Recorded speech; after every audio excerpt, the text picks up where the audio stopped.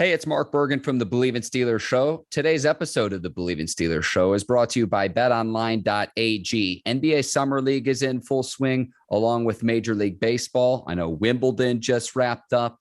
You've also got a big fight at the end of the month between former Steelers running back Le'Veon Bell and Adrian Peterson. I'm going to go with Le'Veon Bell, the Pittsburgher. There's a lot to bet on, a lot of sports to bet on. If you want to get in on the action, betonline.ag is the place to do it. Head to the website or use your mobile device to sign up today to receive your 50% welcome bonus on your first deposit. Just use our promo code Bleav, that's BLEAV, to get started. Bet online, where the game starts. All right, cue the music. It's time to start the show.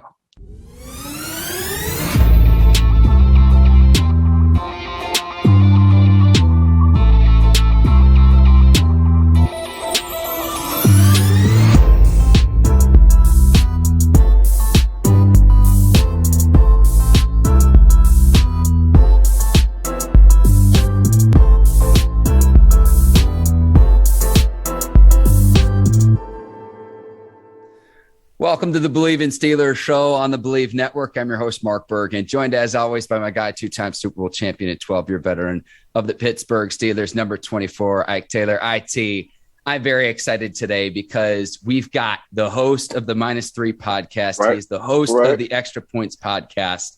Right. A lot of times he ends up asking us questions on our show. We like the cut of his jib, and he's also the first three-time guest of the Bleav in Steelers show. Dave Dameshek joins the pod today. Dave, how are you doing this afternoon, my man? Oh, I'm positively over the moon all of a sudden now. I'm the first time whatever the hell it's called. I don't know. Listen, I got the COVID in my brain. I ain't thinking straight, but I'm over the moon about it. A pleasure to see you, Mark Bergin, and always a pleasure to see number 24, my all-time favorite Pittsburgh Steeler. Shaq, you've been having COVID in your brain. This ain't nothing new. They just came out with a word, but you've been had the COVID in your brain. This don't even act like you acting different. This is you, regardless on what you say you got.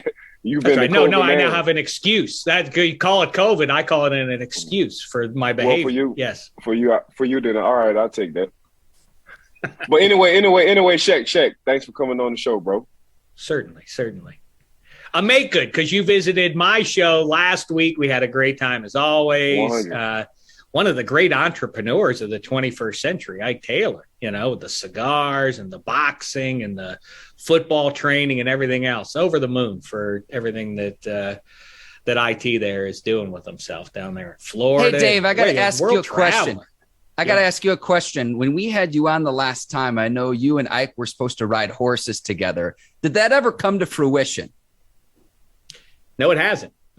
And I'm ready to ride, so I guess I need an invite to a place where horses are. I don't know. I'd be happy to ride a horse alongside. Well, we can definitely go to betonline.ag, and we ain't going to do the +3. We're going to do the -3. We're going to get back on your -3 podcast. So there you go. I can't wait. We should, we'll ride horses. Maybe we could have a guest, like we could get Devin White to ride with us too, just out on the official. Yeah, he's official. Well, he loves he's official cowboy. Yeah. So hang on. I listened to that conversation. If you haven't checked that out on Dave's show, the -3 podcast, Ike, you were a great guest as always. But I know you two talked a little bit about the Lev Bell. You talked about the AP fight in Los Angeles, the Crypto.com arena. Right. Are you two rolling into the fight together, Ike? I know you'll be there in LA. Yeah, I told Shaq if you want to, he'll roll with me. I'm going all the way Le'Veon Bell. I haven't seen AP actual fight. I've seen Lev. I've seen Lev throw the hands. I've seen some clips of AP like shadow boxing. It ain't gonna cut it. It ain't gonna cut it. Le'Veon Bell gonna beat the brakes off of AP, and I love AP. And this is no disrespect, AP, but Lev gonna beat the brakes off. They're the same size, basically, right? Maybe Lev Peterson is bigger. He Lev is bigger.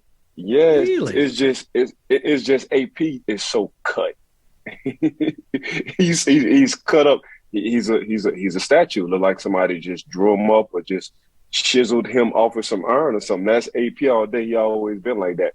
But Lev Bell is the much bigger person.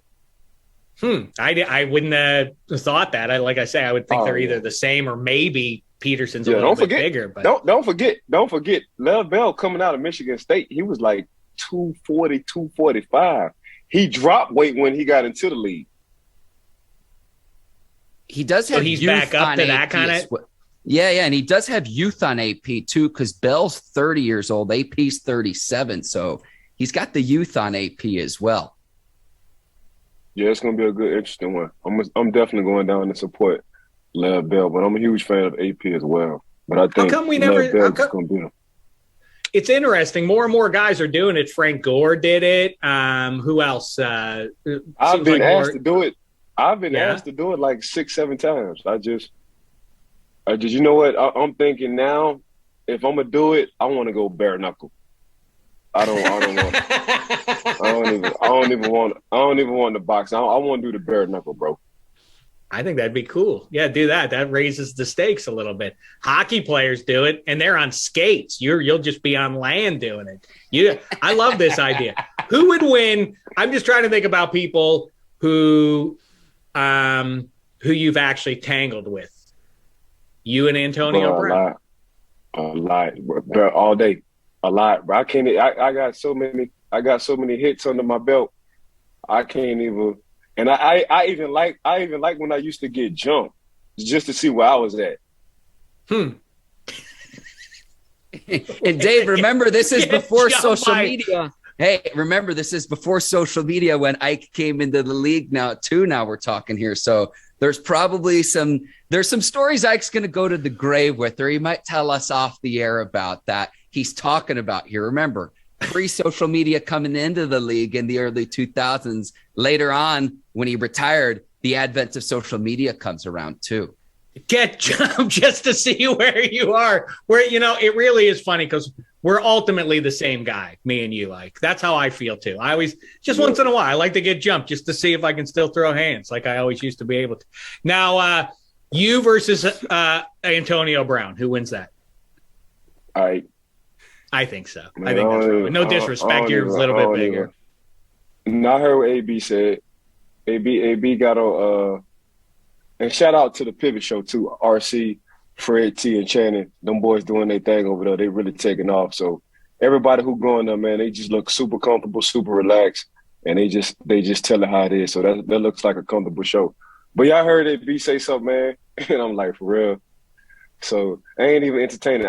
Honestly, this is my first time even entertaining it. But man, that's AB no better, man. I ain't got time to be playing with no AB. But it's whatever. Who would have won? Because I thought it would be funny if those two guys wound up in a ring against each other. Who would win? I mean, Lev would destroy AB, right? Man, Le'Veon take this boxing for real. And he's way bigger than AB too. Everybody will see July 30th. Everybody, the world will see July 30th. Lev take this boxing serious, bro. He take this boxing real serious. Real serious. I've been hearing a few smart remarks. I just take fight. I just be want to see where I'm at. So I just take fighting serious, period. Like it's cool. I box to stay in shape. I know how to fight. I know how to box, but I like the knuckles. I like to taste the knuckles. Mm-hmm. Me too. What about one more? You versus Maurice Jones-Drew. Man, I would never fight MJD. Be a tough fight, though. It'd be a tough fight. You've been up close to him. He's hard to handle. I can't let him get me to the ground. I gotta move side. I gotta move side to side. Or I gotta move side to side. Cause MJD get you to the ground. It's a wrap. It's a wrap. He's gonna steamroller you. He just roll around on you until you quit. Finally, it ain't gonna be good. He would just roll over you until you turned into like a piece of paper, flat like a piece of paper the whole way. What about one more? You versus Big Ben Roethlisberger. He's a big dude. Yeah, I never fight Big Bear. That's the one you would never fight now of all the people? I know. You wouldn't. It's just some people I'd never fight. Like I don't know what that means. One Him would be the one you'd never fight. Okay. How about you versus Troy?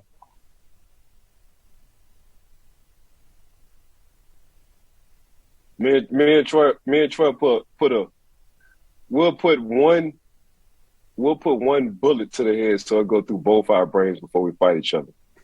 So picture that. Okay. All right. It's a little grim, but I don't think we have to go that far. We don't have to put any bullets through anybody's head. Well, Ike, you've got to build, though, to where you'd either be able to fight off the person or you'd be able to run away from anyone who you couldn't beat. No, it's the chin part. Like, I got a chin. I got it. Like, it's going to have to take 4 or 5 people. Like, that's why I just be like, man, let's get to the show, man. Shaq. All right, let's go. Yeah. Let's get to the show, man. I mentioned this with Let me know when we start here. Let me know when we start the show. This is going to be at the Crypto.com arena, a renamed arena. And speaking of renamed arenas, Heinz Field's going to have a new name. This is the first time I've talked to you about this, Ike. Dave, a fellow Yinzer as well. We'll start with Dave. What'd you make of the reports that Heinz Field is going to be no longer?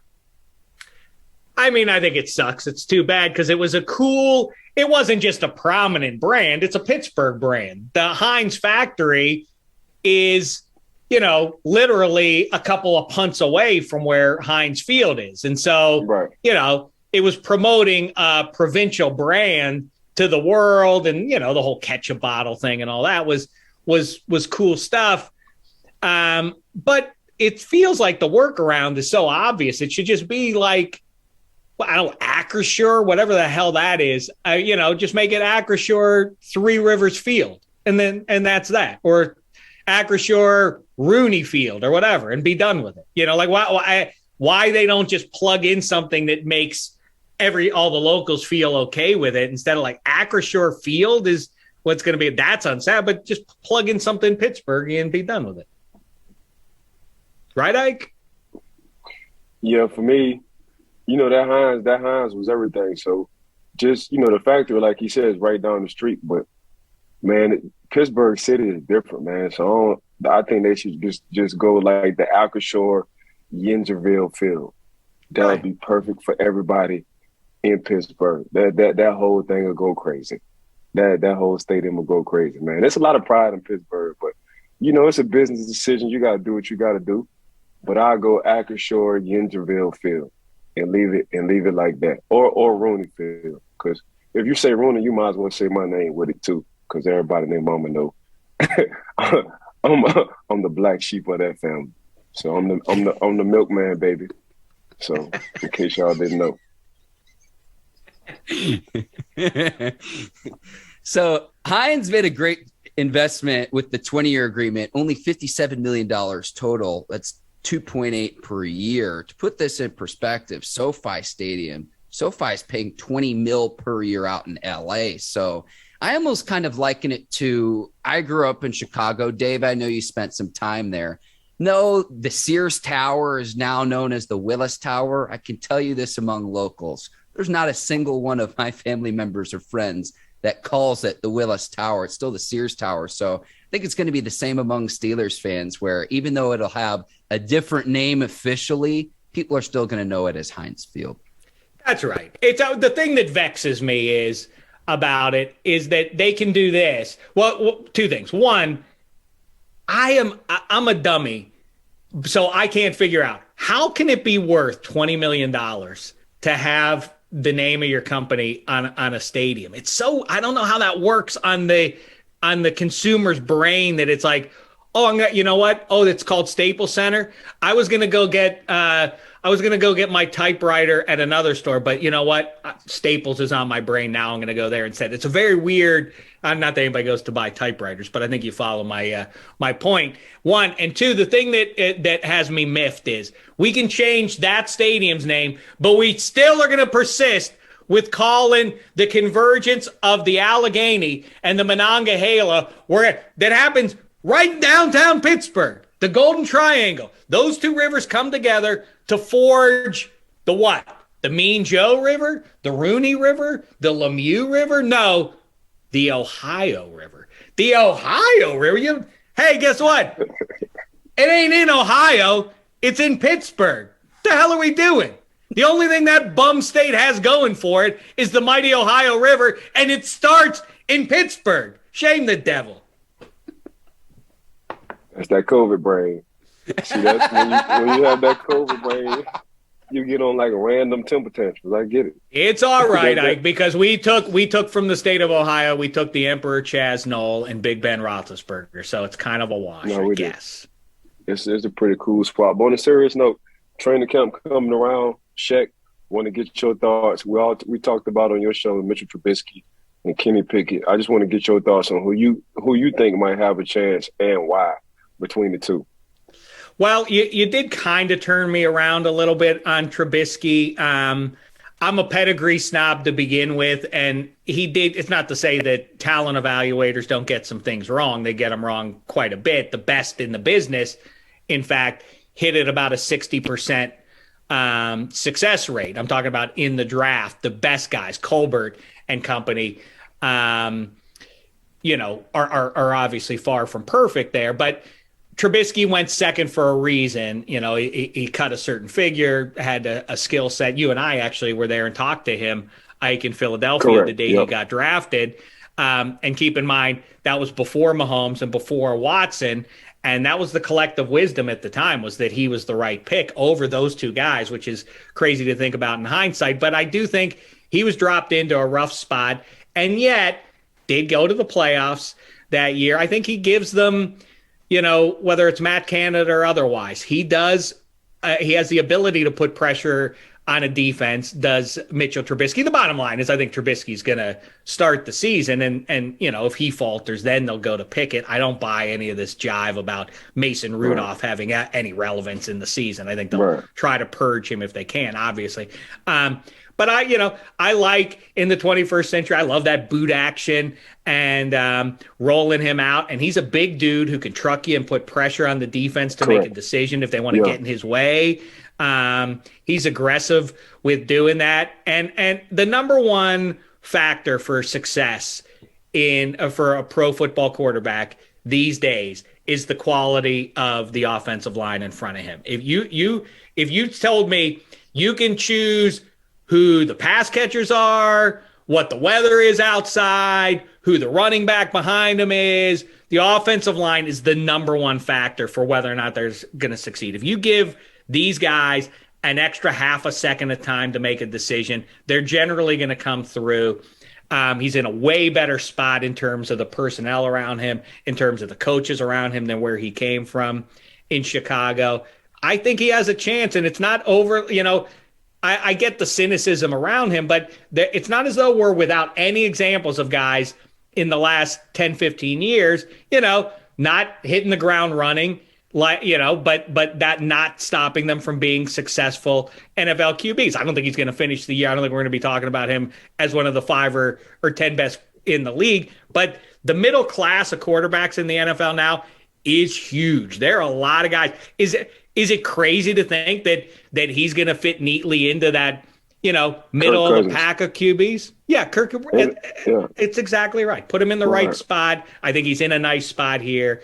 I don't think he's a world beater necessarily, but I think what's interesting, like me and I talked about last week, is in a quarterback league when everything favors the offense, it's really an interesting philosophical debate about the way the Steelers went at things here, which is, and I think they kind of had to keep Minka around, TJ Watt and so on, but they are a potentially dominant defense in an all-offense league. The wisdom of that is intriguing, at least. Zigging against the rest of the league zag. I'm interested to see how that plays out this season. Yeah, my personal opinion with that, and Mark, you can chime in, Pittsburgh got 2 first-round quarterbacks, which haven't happened in a while. You got a first-round quarterback, a young one in Kenny Pickett, and you got a former first-round quarterback in Mitch Trubisky, that's two good problems. So basically you saying, regardless on what happened with Mitchell Trubisky in Chicago, man, I do know this guy got some good pedigree, and he's super athletic. And that's one thing who was missing from that quarterback position the last 3 or 4 years. So I think Pittsburgh's just in a good situation, just in general. You look at that Jimmy Garoppolo, Trey Lance situation. You look at that Patrick Mahomes, Alex Smith before Patrick Mahomes, was the quarterback situation. You look at Drew Bledsoe and that Tom Brady situation. And you can go right there in Pittsburgh. You can look at the Tommy Maddox and Big Ben situation. So you can look at the Aaron Rodgers, Brett Favre situation. So I don't think this is by far a good situation and some good problems the Pittsburgh Steelers have, especially at that quarterback position. Mark. Yeah, let me piggyback off that too, is that the Steelers aren't going to bottom out to get whoever the blue chip quarterback is going to be in the 2023 draft class, whether it's a CJ Stroud, Bryce Young, what have you. And so the fact that Pickett was there, it made all the sense in the world to figure out who the heir apparent to Big Ben Roethlisberger is. Now, how soon Pickett could start, that's anyone's guess. And that's what we're going to be talking about between now and the start of the 2022 season. I'm going to take this in a little bit of a different direction, though, Ike. And I know we talked about this a few weeks ago. Say Mitch Trubisky flames out, Kenny Pickett flames out. Go to another sport across the ball diamond. You got O'Neal Cruz, a 6'7" shortstop. Can he be the Steelers quarterback in 2023? He's got a cannon arm. Well, that's a whole nother topic. We're talking about a phenom. We're talking about a guy from the Pittsburgh Pirates, 6'6" and some change, throwing the fastball, and he's not even a pitcher, 97 miles to first base. We're talking about a guy who can get to the first base as fast as you can blink. We're talking about a young man, when he runs around the base, he's laughing. So he's just a big kid having fun. He just happened to be a superior athlete. So, but no, I think he's going to stick to baseball, because in a couple of years he'll be seeing that $400, $500 million piece. So he ain't guaranteed. So he ain't tripping on that part. But it's good to see a lot of highlights on TV, especially talking about baseball, the Pittsburgh Pirates. But I think he's going to stick to baseball, Mark. Boy, he's something. He's got some of that tall tale, Paul Bunyan kind of stuff already on tape if you've watched him in the major leagues, because he takes that easy swing and it just flies out of the ball. He only uses one hand and it flies 450 out of the yard kind of stuff. And he looks a little bit like, I don't know if you guys are too young to remember Dave Winfield's prime, but he's got some of that aesthetic to him, which is he's almost gangly. He's so long and thin, and like how all those pointy elbows and knees and long limbs and everything, and they all just come together in perfect harmony at the point of contact. It's like, how's he going to manage all that length? Boop, and it's a perfect. It's a perfectly coordinated, is I guess the best word I can use for him. It's something to behold. It's fun stuff. A guy who that makes me think of, I'm not trying to derail what you're talking about here, Bergin, but the one thing I think we're not talking about that's weird when I think about, willowy kind of lanky athletes, Lamar Jackson is unlike anybody we've ever seen in the NFL. What the hell are the Ravens doing already? We talked about that too last week. Like, are the Ravens really now? Because we're here into mid-July. Is the strategy really to see if they can get Lamar to get through a season without paying him the big deal because they have concerns about the long term there? It's real. They're playing with fire. Unless I don't know something, and that's certainly plausible, that I don't know what's going on behind the scenes with the Ravens front office. But this is the franchise. From a PR standpoint, no way you can let Lamar go, obviously. He's the most exciting player in the league. And this is a Super Bowl ready roster, as far as I can tell. I really think they have a chance to make a deep run here, but it all gets derailed if they mess around too much here with the franchise. I get the concerns about, like, free agent wide receivers aren't going to want to go and play in that offense necessarily. And so between Andrews and Rashad Bateman, they're going to have to make that work. And I get the injury concerns as you go forward with all this. It is what it is now. That's your QB. You better ink him, and it's going to have to be massive in line with something like Deshaun Watson got, right? What are they doing, Ike? Do you really think that they're thinking, like, maybe since he doesn't have an agent, he'll, like, maybe he'll just be silly enough to like risk his future, his long-term future, and just play one more year under the deal we've got him on. That's crazy if they do. And somebody better get in Lamar's ear and tell him, don't you dare touch that field until you get a long-term deal. Lamar ain't touching that field until he get his deal, for one. Two, it's 22 starters on the field, offensive, defense.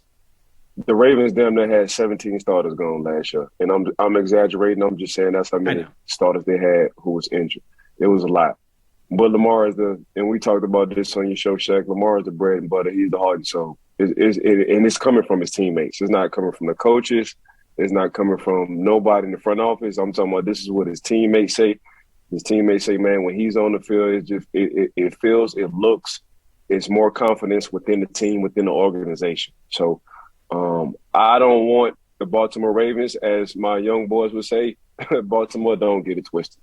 And what I mean by getting it twisted is, we've been down this road before. We're built off of defense. Nah, y'all ain't never had Lamar Jackson. The league ain't never had Lamar Jackson. We had something similar with a Mike Vick. If you want to go back and say Randall Cunningham and all them guys, they cool. The RG3 is cool, but we ain't never had Lamar Jackson, ever. So don't get it twisted. Don't take that talent for granted. Is what I would say coming from a Pittsburgh Steelers to a Baltimore Raven dealing with Lamar Jackson. Lamar should never, ever step on the field until he get paid. But speaking of quarterbacks, we did Mitch Trubisky, Kenny Pickett, you bumped up Lamar Jackson, Deshaun Watson. Will he play this season? Check, and why? I mean, I have no special insight on that, but from what I keep hearing, I've heard that the league wants it to be a year. I think that sounds good for the league to say that. I think that they know the Players Association will push back on that. I think it's a weird spot in that, as I said, 3-4 months ago when they signed him, that it's like, well, this all hinges on the notion that like, well, no, there will never be any other accuser, so we're good going forward because we have all the information. If they hand down an 8-game suspension or whatever it winds up, let's say it's 8 games. Then what happens if another damning accuser comes out? That's going to be bad on the league. It's also bad on the league, and I don't think they care. They're bulletproof. The NFL is bullet. There's nothing could really derail the league. So I don't think they're overly concerned. But MLB did shelve Trevor Bauer for a long time. I think the comp that should be more disconcerting though is like Calvin Ridley can't play for the whole year because he sprinkled a little change on a parlay. I get it. It's not one. The NFL isn't a court of law. It's a league. It's not bound by the laws of the U.S. That's for the U.S. judicial system to figure out. So I get that the NFL can't have gambling and players, that insinuation that players are involved in gambling. I get it, but still bad look if Calvin Ridley can't play for a year, but Deshaun Watson's out there running around after 6 games in or whatever. So I don't know, man. I feel like 12, what you want to do is, if you're the league, is scuttle the Browns season. You want to punish them for making this move. And it's borderline conspiracy theorist kind of stuff. But I think that the other 31 ownership groups, even the ones that chased Deshaun Watson, who people have kind of let off the hook, like, hey, Falcons, you were in on him too. Like, it's not like you can just say, oh, where's your soul, Haslams? Well, there were other teams chasing him too. But only the Haslams guaranteed him $230 million. And forget it being Deshaun Watson, NFL owners don't want anybody making that level of guaranteed bank. And so I wouldn't be surprised if Goodell, right? I mean, they don't want that. It's crazy. It's too deep. I get it, but they want to hammer them for doing that. And I think the way to do it is to be like, well, we can't have this guy on the field. Like, it's bad. It's bad morally. Yeah. It's too late now. I think they're gonna say a year. I'm thinking 8 to 10. That's what I'm thinking, because they got a few other stories where some of the females had switched stories. Like, it was all good at first, and now all of a sudden it's not all good. So it's leaning. It's not a good look because of the number, but when you bulletproof, definitely bulletproof. They do things their way, and we will see what happens with Deshaun Watson. But that 240 is guaranteed. I will say that, and he will play this year. It's gonna look good to the eye, but the NFLPA will appeal, and I think he's gonna play between 8 to 10 games. You think he's going to play? So 17 game schedule. I'm still getting used to that. But so you think he plays about half the year? He plays 7. Yeah, he's going to play 7. He'll play 7 games. My personal opinion. It sounds plausible to me that's the way it sounds like it's tracking. Because why would the NFL let it out? You know how battened down things are there. That it just gets out like, oh, the league is pushing for a year. Why would that news get out except to make themselves look good? Like, hey, world, we wanted a year, but the players union thought otherwise, and we can only take this thing so far. So he's back out there. I mean, stuff on the league if they want people to know, because in that case, you could have said 2 years. You could have leaked out saying, man, we're going to give him 2 years. and he would have been suspended a year. The NFL PA would have said, heck no, we'll do a year. But that's just what it is. By the end of the day, it's still the quarterback-driven league. And you know what Deshaun Watson can do when he's on the field. Now, you just put him on the field with a supporting cast like that, you can only imagine. So you got an opportunity to have the AFC North probably one of the best, if Deshaun Watson played this year. Deshaun Watson, Joe Burrow, Lamar Jackson. If Lamar Jackson get his money. I mean, come on, bro. I mean, you can sit them on any team. And they're gonna be a game changer. We're talking about 3 quarterbacks. We have yet to see what Mitch or Trubisky do in a Pittsburgh uniform, and we have yet to see what Kenny Pickett could do in a Pittsburgh Steelers uniform. But between Joe Cool, Deshaun Watson, and Lamar Jackson, we didn't see what they did. I mean, Lamar Jackson league MVP. Joe Cool just got him to the Super Bowl. Deshaun Watson, what he did with the OK roster. Now, you give him that Cleveland Brown roster, I mean, come on, man. The AFC North got some quarterbacks. They got a hell of a resume when it comes down to quarterback. There's no other division in the NFL like the AFC North when it comes down to quarterbacks. And you want to talk about accolades and perks and awards. Then them 3 guys I just named, Deshaun Watson, Lamar Jackson, Joe Cool. I like that. And it's AFC North or AFC South for the best collection of running backs, probably, too. But you got 2 sitting in Cleveland. You got 2 sitting in Cleveland. You got 1 sitting in Cincinnati. You got a young buck, a young rookie. He's gonna be his second year. Najee sitting in Pittsburgh. I mean, it's the AFC North when you want to talk about running backs as well too. Who else got a better running backs in the division than the AFC North? Kareem Hunt. I don't think people understand how good Kareem Hunt was when he was KC. Was the game changing? Couldn't handle him. Coming out the backfield, doing this 1-2, making people miss, running them over. Then he got his incident in Cleveland. Boy, when I said, matter of fact, me and Mark talked about this. I was like, that's the steal of the offseason. That's the steal of the offseason. Because if he didn't get in that trouble, he was getting paid. But you see, there's no lack. There is no lack when running back. Who's the starting running back for Cleveland? Nick Chubb. Yeah, when Nick Chubb when he got injured, there was no lack over there. I mean, and Mark is a huge fan of Joe Mixon. So you got Nick Chubb, Kareem Hunt, Joe Mixon, and we got Najee sitting right there. I mean, what do you think of when you hear Kareem Hunt? I don't know if you've seen that he was mic'd up in the playoff game against the Steelers where they trucked Pittsburgh early. And Kareem Hunt is running through Steelers defenders, and as he gets up, he's saying to the Steelers, he's like, I'm going to hit somebody. Is that intimidating, Ike, as one of the great trash talkers of your era, for the offensive player to be like, I'm going to find you and I'm going to hit you next time you try to tackle me? Nah, man. Hey, so everybody know I'm at this cigar convention in Vegas, this PCA 2022. All we doing is slinging cigars. But we was just having this conversation, me and Ed Reed and Ken Hamlin. We was having this conversation, man, because them boys in the cigars heavy just as well as me.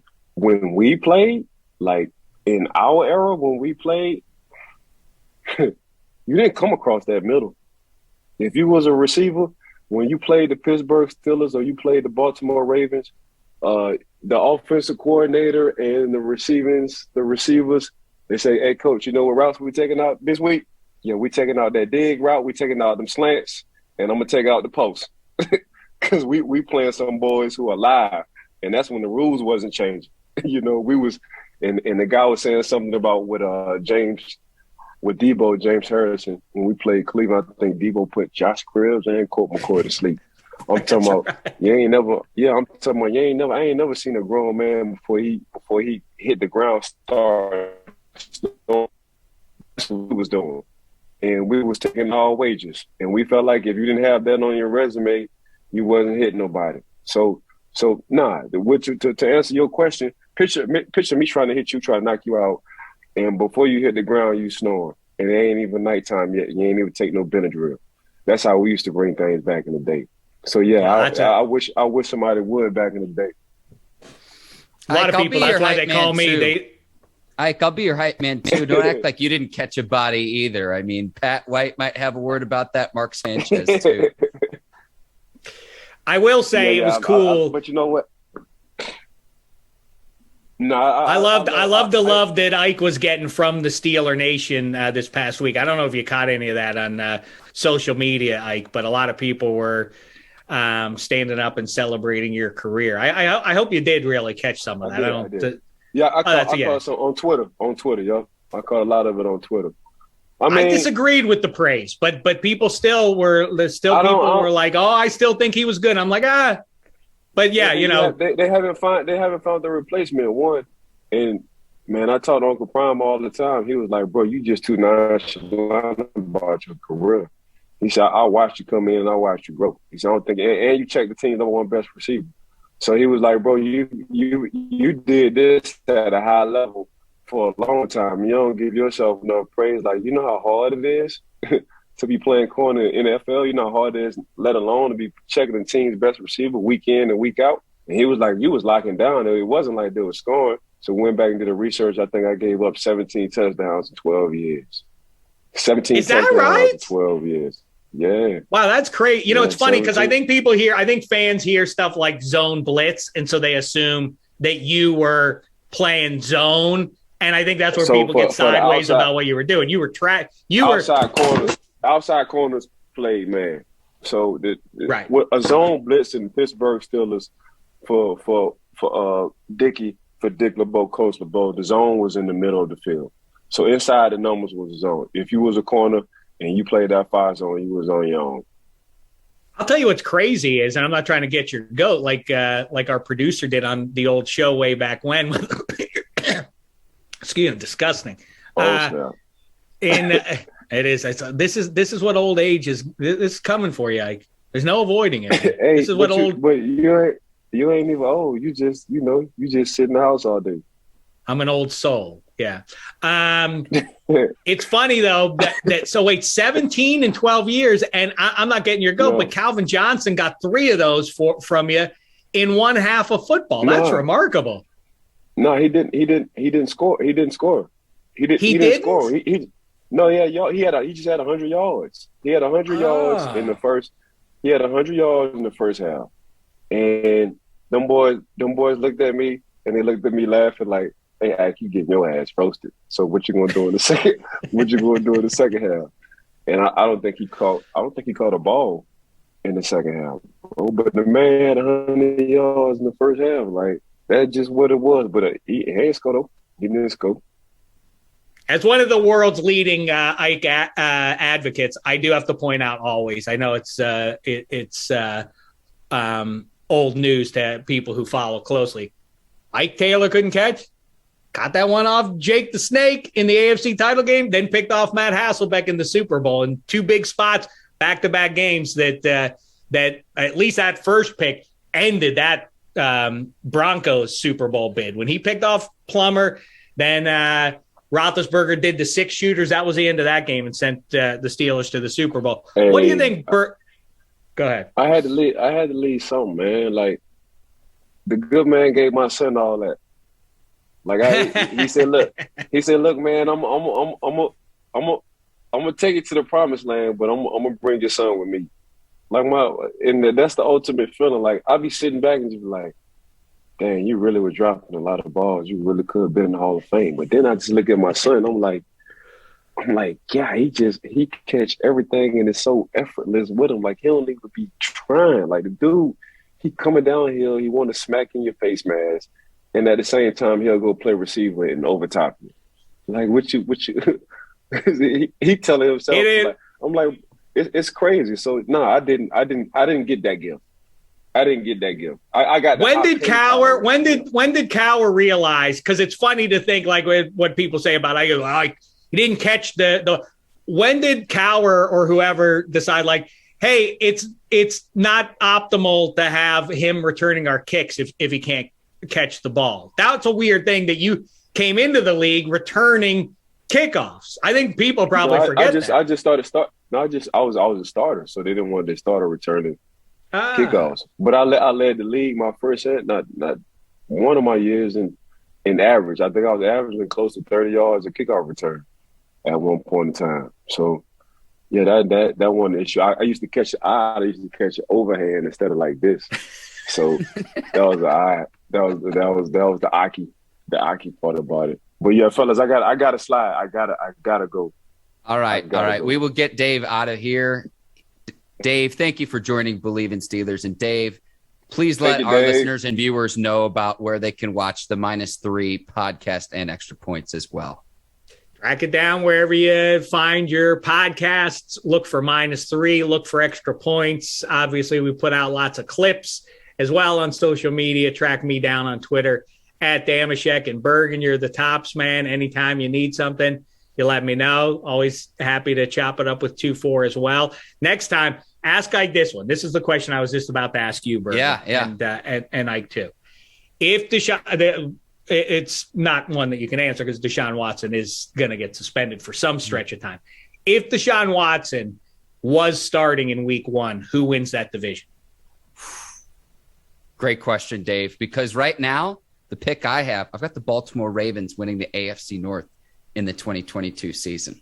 I like that too. And I think the odds makers kind of are, I mean, listen, for season win totals, both the Ravens and Bengals are at 9.5, which, Bengals fans may feel disrespected by or whatever, but first place schedule, the history of being a Super Bowl runner-up, those teams don't typically even make the playoffs in the following year. In this millennium, there's not a great history for getting to the Super Bowl and losing there.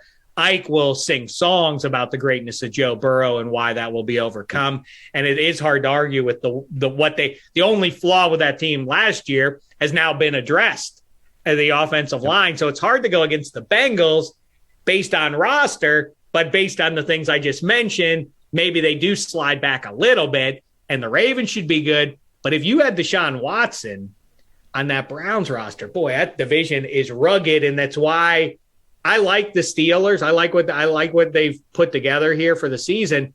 But boy, it's hard to get real excited when you start looking at the schedule and 6 games are against those 3 teams. It's gonna be rough. All that being said, Mike Tomlin doesn't do losing seasons, so they should be in the mix too. What a rugged battle that whole division's going to be. People are talking about the AFC West. The AFC North ain't going to be a cakewalk itself. You heard it from the man himself. That is Dave Dameshek. Dave, thank you again for coming on the show. We'll go ahead and sign off for the both of us here. For Dave Dameshek, our guest, and Ike Taylor, I'm Mark Bergin. Thank you for watching the Bleav in Steelers show. We will see you next week. Until then, take care, and so long, everybody.